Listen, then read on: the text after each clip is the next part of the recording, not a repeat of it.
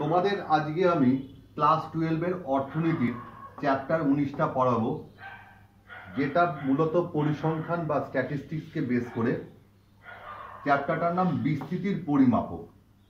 Total mark allocation 10, 1 MCQ, 2 SAQ, 2 মার্কসের 1 question আর 5 মার্কসের 1 question, total marks allocation 10। First জানবো বিস্তৃতিটা কি। কোনো চলের, চল মানে ভেরিয়েবল, কোনো চলের বিভিন্ন মানগুলি থেকে তাদের গড় মানের যে পার্থক্য তাকে বিস্তৃতি বলে।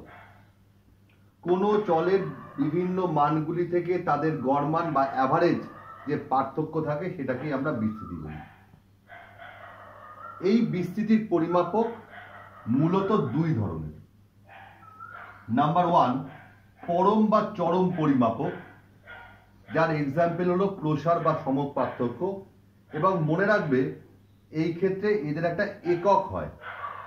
চরম বা পরম পরিমাপকের ক্ষেত্রে একটা একক হয়, আর আপেক্ষিক পরিমাপক যার কোনো একক হয় না, এর এক্সাম্পল হলো প্রসার গুণাঙ্ক এবং ভেদাঙ্ক। আমি প্রথমে প্রসারটা বোঝাচ্ছি। প্রসার হলো রাশি সমূহের সর্বোচ্চ ও সর্বনিম্ন মানের পার্থক্যকে প্রসার বলে। রাশি তত্ত্বের সর্বোচ্চ ও সর্বনিম্ন মানের পার্থক্যকে প্রসার বলে। প্রসার ইকুয়াল টু সর্বোচ্চ মান মাইনাস সর্বোচ্চ মান এত একক, অর্থাৎ প্রসার equal to maximum value minus minimum value.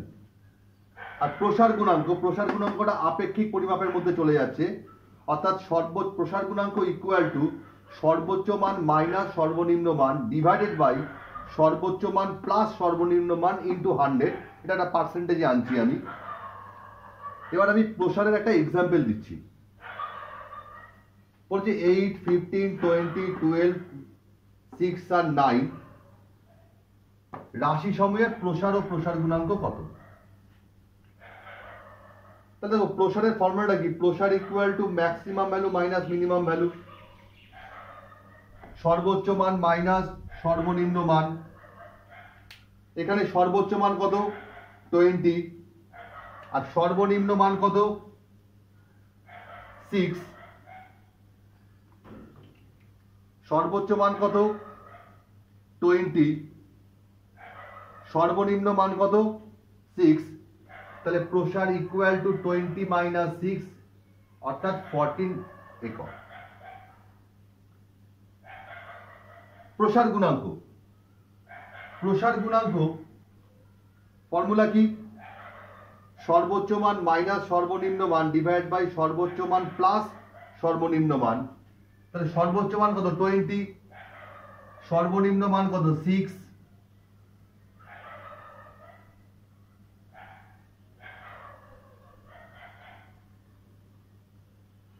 Divided by সর্বোচ্চ মান প্লাস সর্বনিম্ন মান। সর্বোচ্চ মান 20, সর্বনিম্ন মান 6, দ্যাট মিনস 14/26 into 100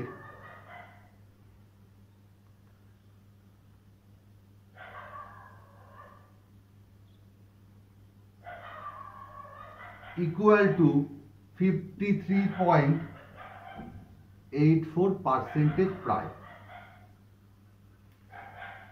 তাহলে প্রসার ইকুয়াল টু সর্বোচ্চ মান মাইনাস সর্বনিম্ন মান।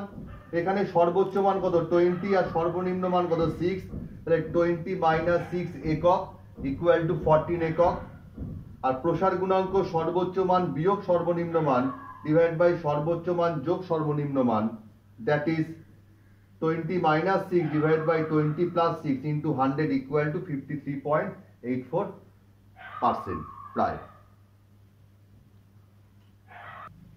এবার আমি স্ট্যান্ডার্ড ডিভিয়েশন বা এসডি বা সমক পার্থক্যটা আমি তোমাদের বোঝাবো। স্ট্যান্ডার্ড ডিভিয়েশন বা সমক পার্থক্যকে গ্রিক লেটার সিগমা দ্বারা প্রকাশ করা হয়। সমক পার্থক্যকে সিগমা এই গ্রিক লেটারটা দ্বারা প্রকাশ করা হয়। কোন চলের, ভালো করে দেখো সমক পার্থক্যের যে আমি ডেফিনেশনটা দিচ্ছি, এই ডেফিনেশনটা দেখো। কোন চলের মানগুলির সমক পার্থক্য হলো মানগুলি থেকে তাদের গাণিতিক গড়ের পার্থক্যগুলির বর্গসমূহের গাণিতিক গড়ের ধনাত্মক বর্গমূল। এই লেখাটা কি সেটা আমি তোমাদের ডিটেলসে বোঝাচ্ছি। তার আগে আমি এসডির যে ফর্মুলাটা সেটা আমি লিখছি। এসডি দেখো আমি দুটো ফর্মুলা লিখেছি, একটা হলো সরল এসডি, একটা হলো ভারযুক্ত এসডি। আজকের ক্লাসে আমি সরল এসডিটা পড়াবো, নেক্সট ক্লাসে আমি ভারযুক্ত এসডিটা করাবো। সরল এসডি যার ফর্মুলাটা হলো summation x minus X bar তার হোল স্কোয়ার বাই এন এর রুট ওভার। দেখো রুট ওভার হলে প্লাস মাইনাস হয়, কিন্তু আমি দেখো প্লাস মাইনাস চিহ্নটা দিইনি, অর্থাৎ সামনে কোনো সাইন নেই, মানে এটাকে আমরা প্লাসই ধরবো, কারণ এসডিতে আমি কি লিখেছি, ধনাত্মক বর্গমূল। এবং এর একটা অল্টারনেটিভ ফর্মুলা রয়েছে, এটা দিয়েও করতে পারো বা এটা দিয়েও করতে পারো। Or summation X square by N minus X bar তার হোল স্কোয়ার, যেখানে এক্স বার মানে গাণিতিক গড়, যার formula summation X by N, N মানে টোটাল নাম্বার অফ আইটেমস। এবার এটা কেন এলো, এই ফর্মুলাটা কেন এলো সেটা তোমাদের আমি বোঝাচ্ছি। এই ফর্মুলাটা কেন এলো সেটা আমি বোঝাচ্ছি।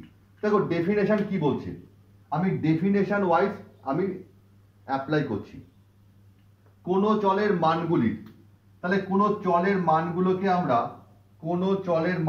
আমরা কি দ্বারা ইন্ডিকেট করি, কোন চলের মানগুলোকে আমরা এক্স দ্বারা ইন্ডিকেট করি। মানগুলি থেকে তাদের গাণিতিক গড়ের পার্থক্য, তাহলে এক্স হলো মান, তার থেকে গাণিতিক গড়ের পার্থক্য মানে কি, এক্স থেকে তার গাণিতিক গড় এক্স বারটা বাদ দিলাম, তাহলে এক্স মাইনাস এক্স বার কি হলো, চলের মানগুলির থেকে তাদের গাণিতিক গড়ের পার্থক্য।